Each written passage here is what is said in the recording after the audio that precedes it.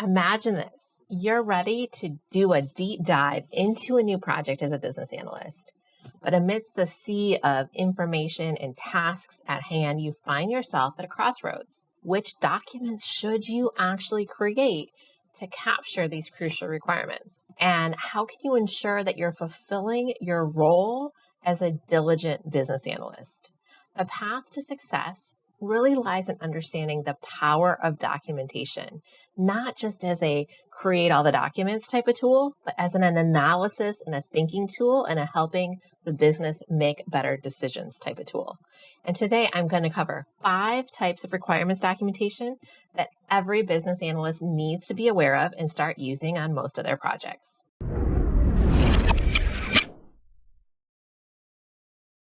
So hi, I'm Laura Brandenburg from Bridging the Gap, where we help you start, succeed, and excel in your business analyst career. We're talking about 5 types of requirements documentation today. And the very first one I want to talk to you about is the scope statement. This is the very first type of document that you want to create on just about any type of project, and it defines the scope of the project. This specification might also be referred to as a business case or a vision document or a business requirements document, although in practice, BRDs typically include many additional sections that would include functional requirements. And I'm going to classify that as a separate deliverable. We'll talk about that in a little bit. In this requirement specification, the scope statement, you're essentially answering the following questions. What problem are we solving, right? Or what's the business need? What is the scope of the solution to that problem? Or how, in a high-level view, are we solving that problem? What's the solution look like? And then you're really using both of those questions to get to this final question, which is the investment in solving that problem worth it? Is there going to be a positive ROI or return on investment in this project? Now, in an agile environment, those sorts of questions might be answered in an epic format. But regardless of what format, what document, what type of methodology you're using, you want to get clear on what problem you are solving and what the solution looks like at a high level so that you're scoping that project and getting buy-in that you need from senior level stakeholders to move forward. Okay, once you have this scope, the next type of requirements documentation is the business analysis plan. And a business analyst will typically create a plan that outlines the elicitation, the requirements analysis, and the validation and verification efforts, as well as clearly indicates who is responsible for what within the context of the business analysis effort. Now, the business analysis plan will often be driven by the organization's business analysis or software development methodology. And again, that might be formal or it might be really informal. If you don't yet have a methodology, you can start with the 8-step business analysis process framework that we teach at Bridging the Gap.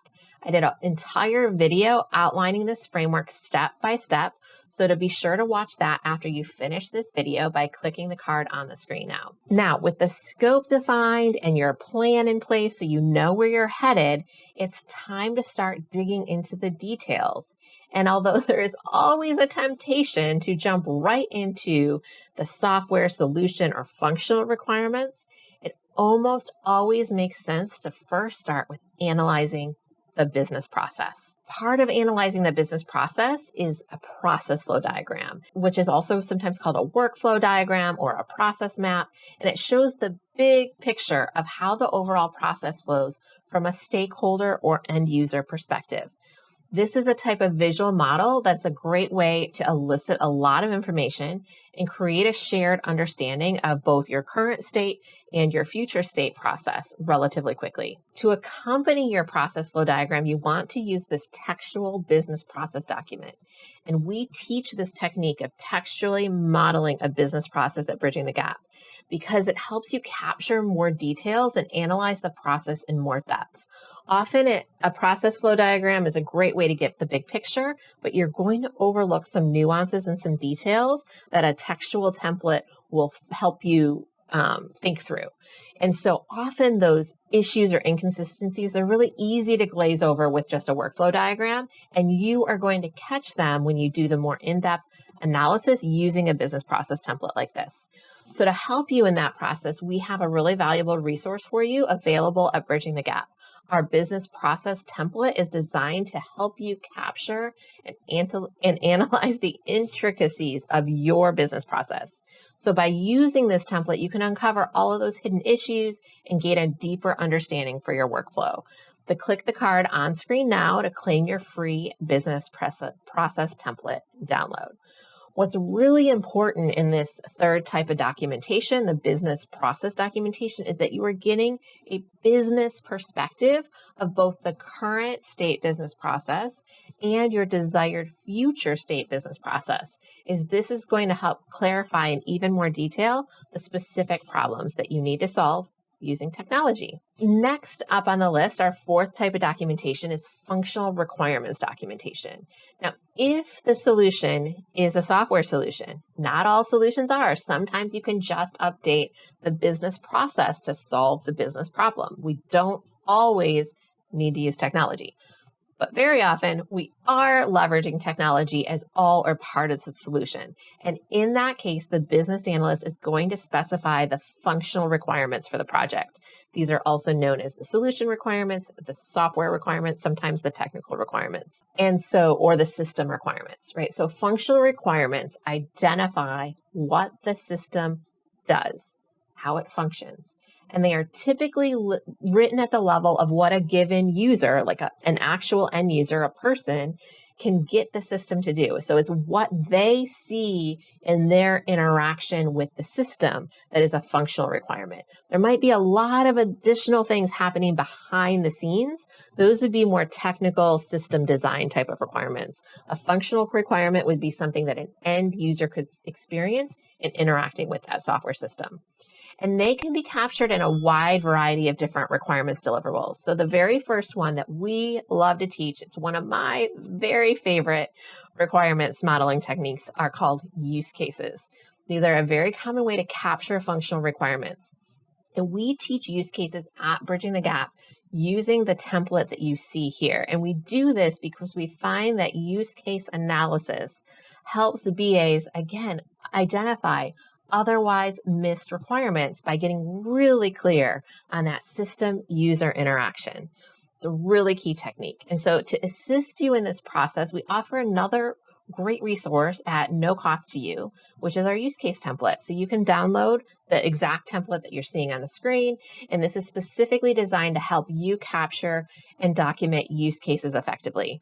By using this template, you can ensure that no requirement is missed and gain a lot of clarity on the interactions between the system and its users. Click the card on screen now to claim your free use case template download. Now, other times, use cases are captured together in a different type of document called a software requirement specification, or SRS, or a functional requirements document, FRD, and those may also include non-functional requirements. They're more of a list of requirements. The use cases, though, because of the way they show the user system interaction, are a really powerful analysis tool that help you think about what requirements you might otherwise miss. Now, in an agile environment, functional requirements are typically captured in user stories, which are organized into a product backlog. And you might still analyze the requirements and use cases to make sure you're kind of keeping the thread of how all those user stories fit together in your product backlog. Now, one thing I just want to mention here for those of you who don't have a technology background, this is the level at which you need to learn and understand how to talk intelligently about technology. It's about what the system can do for the business, not about how the system is built. Right? So even if this level of understanding technology systems is not appealing, you are probably better off focused on more business process focused business analyst roles. I just want to highlight, you don't need to understand how to code, how to run SQL queries, how to design the systems in order to get to this level of clarity that really gets business and technology users on the same page. So this is more of an analytical thinking capability than a technical ability. Though throughout my experience, I've noticed that functional requirements can still be really challenging for many business analysts. There's a layer of specificity that you need to get to really be effective at getting these right. And that's why I created a comprehensive video tutorial specifically on this topic. And so I highly recommend watching that video as well to gain valuable insights and clarity after finishing this video. And you can click the card on screen now to have that ready for yourself. It's an excellent resource to deepen your understanding of functional requirements. One fifth and final type of requirements documentation, and that is to capture the information or data requirements. So in addition to the user-facing functionality of the software, the business analyst may identify elements of the information model as well. So there's a few common types of data requirements documentation. One of the very first is the glossary, and this is used to define a common language and terminology, right? So you are going to use this to get really crystal clear on what terminology your business is using, making sure that the way you use a term like customer or account or order in your business process in your use case is consistent and that all of your stakeholders have the same understanding of what that term means. The next really common data requirements model is an entity relationship diagram. And this shows those key concepts that might end up in your glossary and how they relate to one another. What details are captured in the information system about each concept? So for example, if you had an order, are you getting the order date? Are you getting links to specific products, right? That would be a relationship to another entity called a product. You'd have the order time, the shipping address, things like that. And where are those captured? So that's what your entity relationship diagram is showing. And these can look really technical, but you can also do them at a very business abstract level view. So they're really showing the business concepts and the business understanding of the information domain. Now, the last thing I want to show you is called the data dictionary. It also fits into this category of data requirements documentation. And it will go into the details then about the specific fields or attributes, such as how long can that field be? What type of information does it hold? Are there any validation or business rules? And then when you combine, you can elaborate and combine data dictionaries from multiple systems to show how fields from one system will map to another, either for a one-time system integration or system migration project. That would be one time we're moving data from one source to another, or we're using something like an API to show how the ongoing system integration works and how those fields map to one another.